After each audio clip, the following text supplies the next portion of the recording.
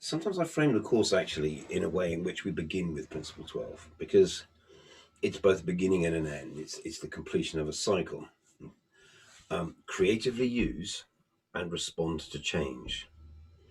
See things for what they can be, not what they are. Lovely icon of a butterfly. And obviously, that butterfly goes through a transformation from a caterpillar to pupa. They're emerging as something wholly different. You might imagine that caterpillar just has little wing buds on it or something that suddenly sprout and it flies off and becomes a butterfly. But that doesn't isn't what happens at all. Is when it goes into its cocoon, it disassembles itself. It practically goes into a soup of its own DNA and reassembles itself as something different. This is a very interesting metaphor.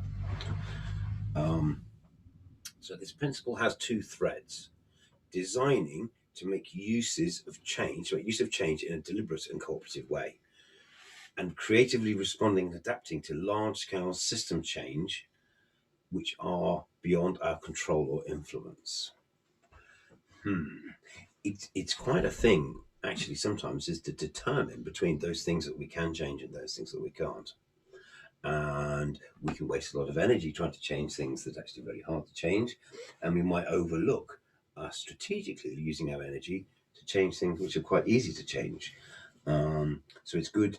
Again, permaculture encourages us to have a sense of strategy, to have a sense of where can I can invest the smallest amount of energy, of input, of resource, money, time that's going to create an amplified effect. It's going to have the biggest effect. That's how we should be thinking strategically. Now, we happen to know that we live in a time of very profound change. And many of these changes are driven by the collective human behavior of removing forests, ploughing soils, regarding nature just as a bank of resources, and then extracting fossilized energy in the form of coal, gas, and oil to create processes that amplify and exaggerate the forest removal and the topsoil disturbance. And in the process of obviously of combusting all of those fossil fuels, we're changing the atmosphere of our planet. Now, is that a large scale system change that we need to adapt to, or is that beyond our control and influence? Is a key point, right?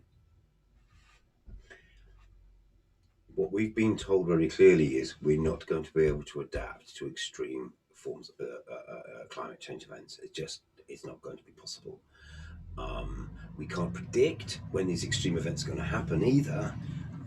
Fires, floods, droughts, snowfalls, tornadoes, locust storms. We're seeing many evidences of the world being out of balance. So, on a local and individual level, we need to make changes um, that mitigate our impacts, reduce our impacts to this greater problem, but also that adapt ourselves to this increasing uncertainty that's happening, because that much we know. Um, so it's an adaptation and mitigation. There's a reality of the climate is changing and that is accelerating. So we're going to have to deal with a certain amount of adversity. Now, I believe, and it is my job as a permaculture designer, I believe also I'm a professional optimist.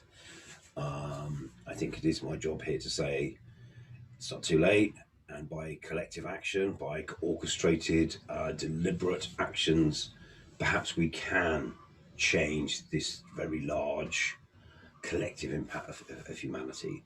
It's going to be the most challenging thing that we've ever done, I suspect. So we can embrace this as our life challenge is understanding that we are part of this very big change, which is the world's getting the hell off of oil and coal and gas, that we're moving away from intensive agriculture systems very quickly to more localized, more natural based, more organic systems of cultivation, because they don't rely then on these non-renewable, non-local resources and technologies which we don't have access to.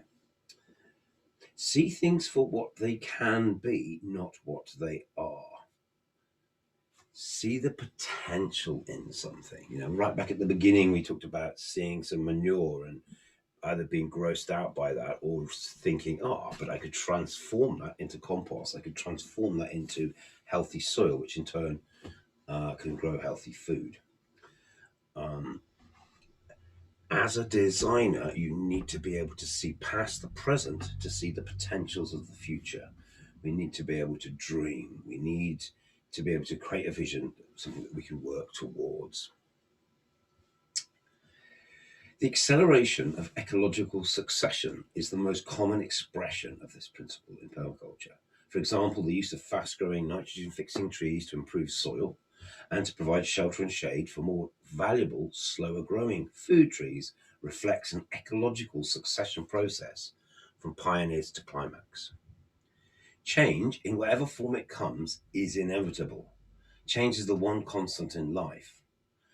Permaculture design is a way to successfully navigate the constantly shifting sands of time. Change can be frightening, destabilizing, and challenging, but it also represents new opportunity. Permaculture challenges us to embrace change and to apply learning to create ways forward that make best advantage of new conditions. For the very reason that things never stay the same, permaculture invites us to observe and interact, to find creative ways to turn problems into solutions.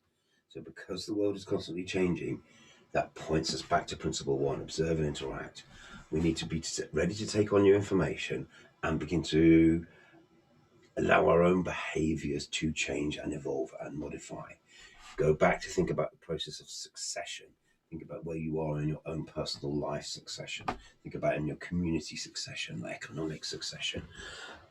How can we all understand we're all contributing to a greater whole? We need to get off that well-beaten track.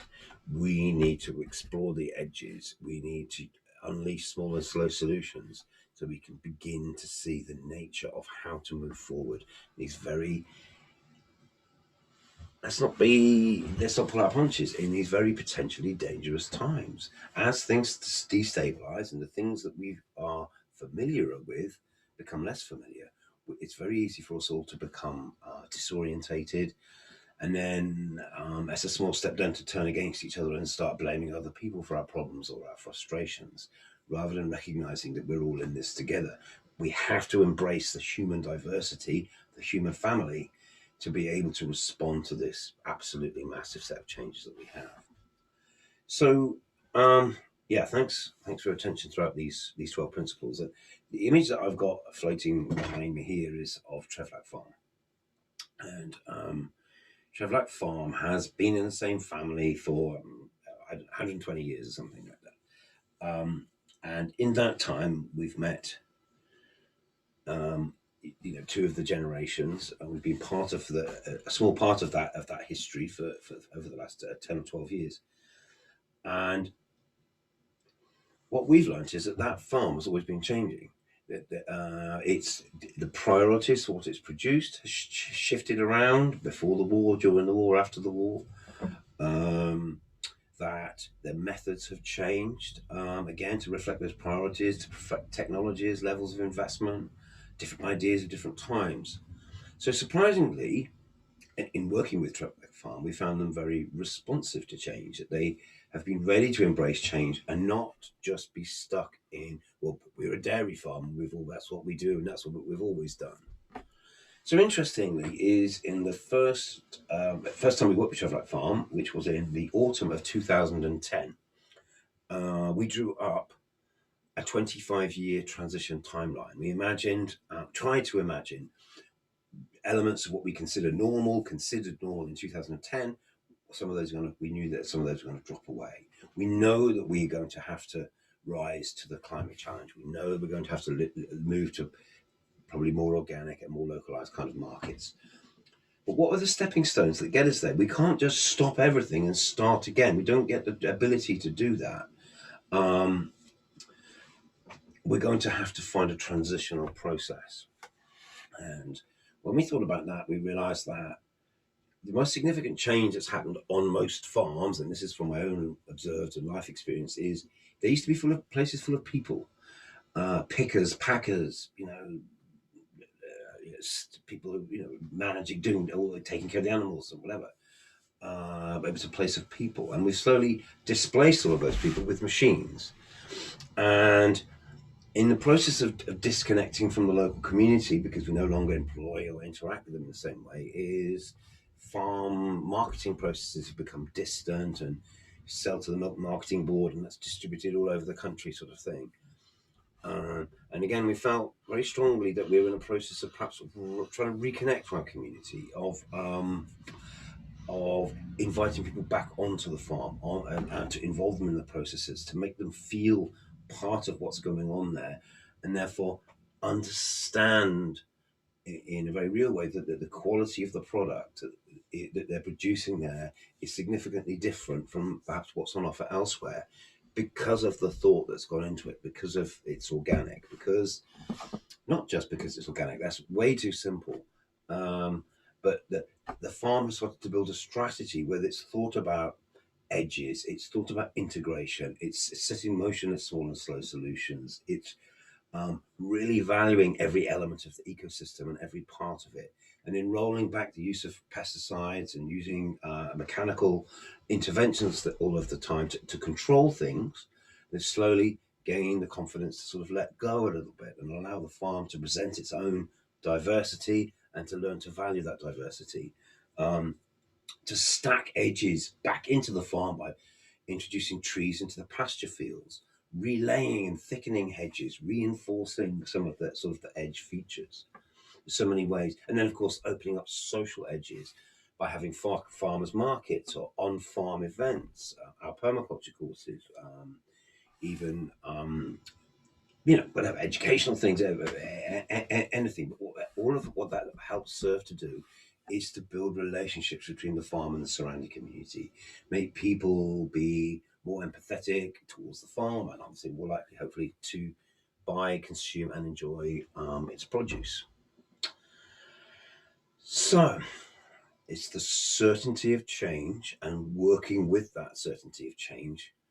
That's why we need the permaculture tools in the first place. And that's why we need to be constantly observing, interacting, and understanding that we're always moving towards a new horizon and a new sort of, next step in our own succession. So I hope these thoughts are useful for you, and something that you can usefully take away from you. And I say I've tried to synthesize these things together using David's principles just to help you remember it and help you sort of get this sense of sequence.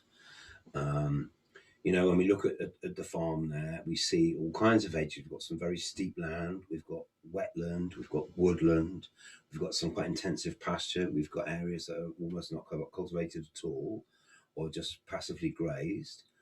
We've got some brand new shiny buildings, we've got some very old buildings, we've got some intermediate, not so great buildings that were built in a hurry at a certain time for a certain reason. Um, all of this is the sort of complex pattern, edges, and constant process of change that's going on at the farm. And as time has gone on, we've tried to understand the farm as a system, think about its relationships, its integration.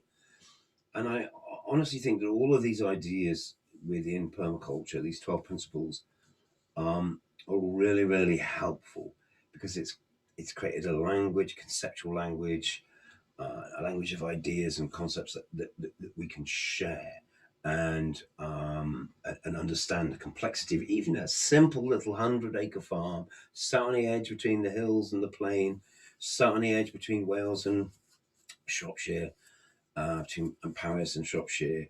So many edges actually of its own, and in some ways are at the forefront of change, and of finding a pathway into our climate responsible, ecologically rebuilding and restorative phase of our relationship with this planet, which is what we have to do and is our priority for the next 2 or 3 decades. So get on board, join us on this journey. And I think nothing's more important and nothing's more rewarding than embracing permaculture.